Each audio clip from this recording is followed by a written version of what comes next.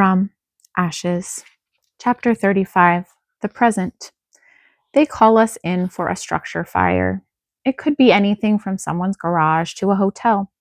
The chief is already there, but the other volunteer has just pulled up in his truck. I open the garage, wave him over, and we're off. The fire could be in any part of the building. They've called for mutual aid. More fire, police, and EMS, so we'll get some help, but it might take a while. I don't recognize the street name, but as soon as we drive into the neighborhood, I know it. The apartment is part of the complex where Nora lives. It's not hard to find the fire. Smoke is streaming out of one of the buildings. I'd guess third floor is the culprit, and dozens of people are standing on the lawn while others are rushing in and out of the building. One man helping an old woman with a walker, a middle-aged lady with an arm around a crying woman, two black teens helping a man who's coughing with a cut along his forearm, helping each other like they do in tragedies like this. And then, there she is, Nora, zooming around the building. She doesn't see me, probably wouldn't recognize me in my gear if she did. The other firefighter is hooking up hoses while I gear up. A police officer tells us he's closed off the road and is filling the chief in on any details he knows. The medics arrive and are also touching base with the chief, who's got a few people coughing outside the truck. As I pick up a hose, a man rushes forward with a burned hand, shouting something about a few kids he knows are inside. The chief nods at me and I kick it into high gear, hurrying toward the building. One of the medics jumps out of the ambulance and the scene swirls around me as my focus narrows. "You know where any kids live?" I ask a woman who is rushing past. "Upper floor, hun. Pretty sure an older woman lives there with her grandkids. I haven't seen none of them. Hoping they ain't home." "You know what floor?" I ask. "3, she says, and I thank her, telling her to stay back from the building. Blazes are starting to poke through a window where I thought we just had smoke. Not great.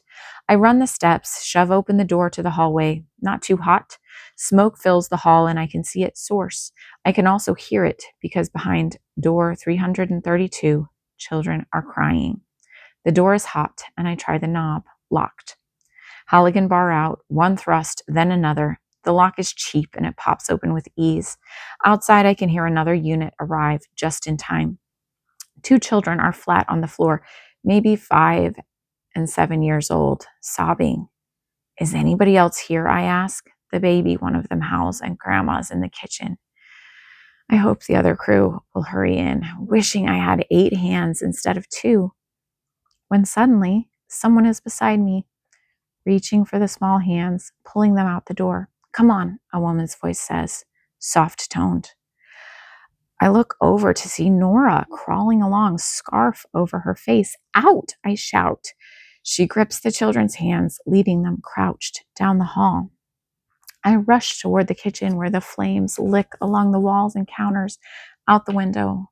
A woman is on the ground, no pulse, no breath. Then I run back in toward the bedrooms. The smoke is bad, and I crash into one of the rooms, see the crib. The child isn't crying, which is bad, bad, bad. But he has a pulse. I gather him into my arms, and as I come out, one of the other firefighters has arrived and is pulling the unresponsive woman along with him.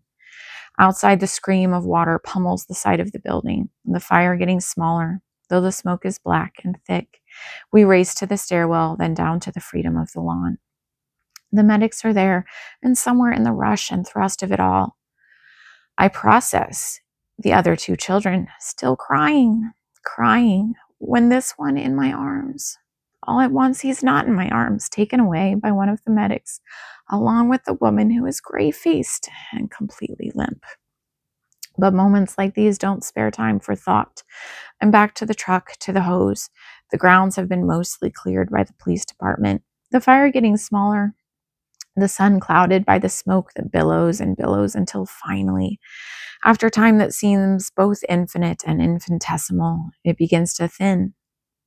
The charred walls, the dry air, the emptiness of an after fire, like we've been transported to some ancient ruins that really took just minutes to create. People won't be moving back into this wing anytime soon. I remove my mask and helmet, wipe the sweat that drips into my eyes, barely aware that my hair is soaked through, my undershirt too. The medics have left, and I have no idea what happened to the woman or any of the children. We gather and clean. Police tape things off. And then I remember Nora's hands leading those children down the hall, her body bent in an awkward crawl. How many people got transported? I asked one of the officers who passes by. Not sure. Quite a few, honestly. That one guy was burned from touching the doorknob of that apartment, maybe. There were a few who'd inhaled too much smoke. Then the four from that apartment, the kids and that lady. Only the baby and woman were really bad. If I had my guess, I'd say the old woman died before it even started. I'd say that's what started it in the first place. But just a guess, they'll know more in a few hours. Think the baby was alive? They were working him. That's all he says, but it's a good thing. If someone is well past saving, the medics won't work them. Of course, there are plenty of people they work who never make it, never find their own breath or heartbeat again. What about the woman who took those other two kids out? I ask. The officer fans his face with his hat. Didn't see her go in one of the ambulances, so she's probably fine. Crazy girl, she shouldn't have gone in. You should have kept her out, I say. It's the wrong thing to say on this scene that was chaotic and charged. Like I even saw her go in. There was a lot going on, kid, and people were helping. Sometimes we need that. She shouldn't have gone in, I say. She shouldn't have, he replies. But what was he supposed to do? Arrest her? He's right. There was too much going on. She came out all right, he says. Help those kids. I grumble a response. She'd helped me too. What would I have done if she hadn't been there? I would have taken the two kids and then gone back. But by the time I got back, I would have lost a few minutes. And minutes matter in scenes like these. She deserves some acknowledgement. A thank you. I ignore the news vans that have piled around the scene like vultures and trudge to the truck. You care if we swing around to the other side of the complex? I ask. I know someone who lives here. Want to check on her. The chief shrugs a yes.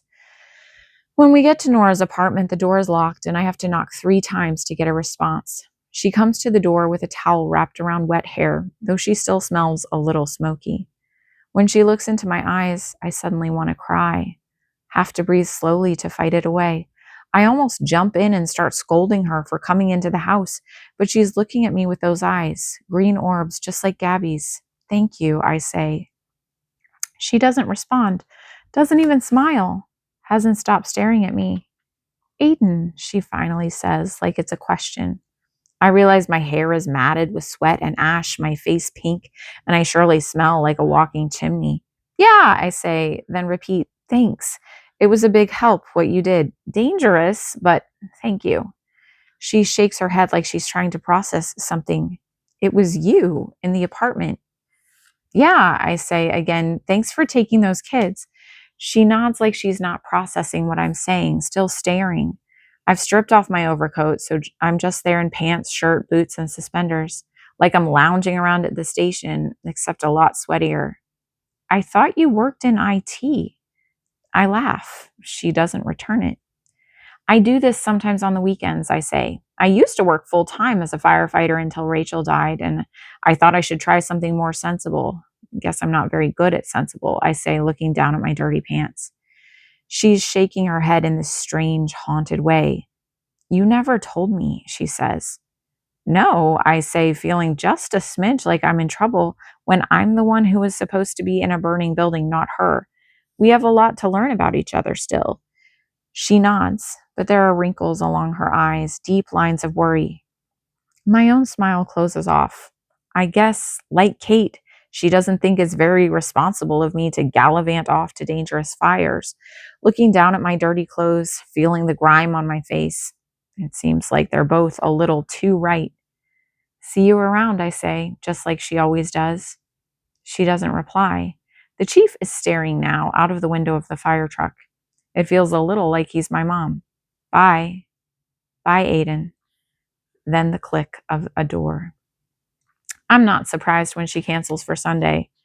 I am surprised when it's only a text.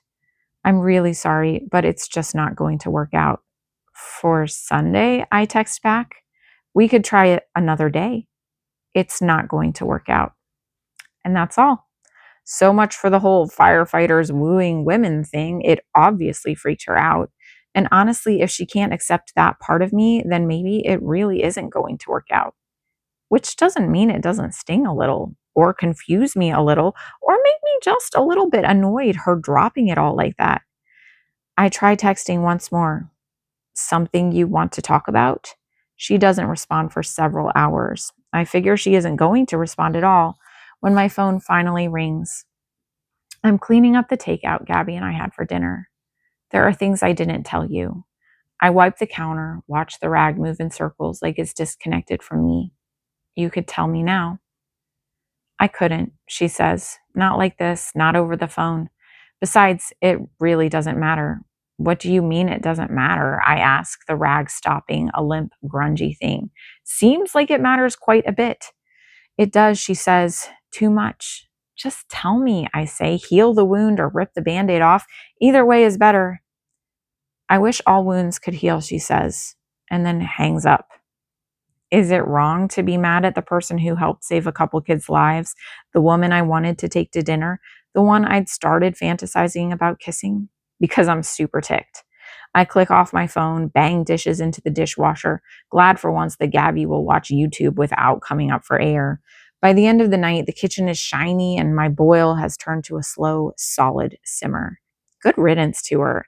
If she's going to keep things from me, if it's all too big to talk about, maybe it is with all her issues. I'm glad she's in another town, another life, that I never have to see her again.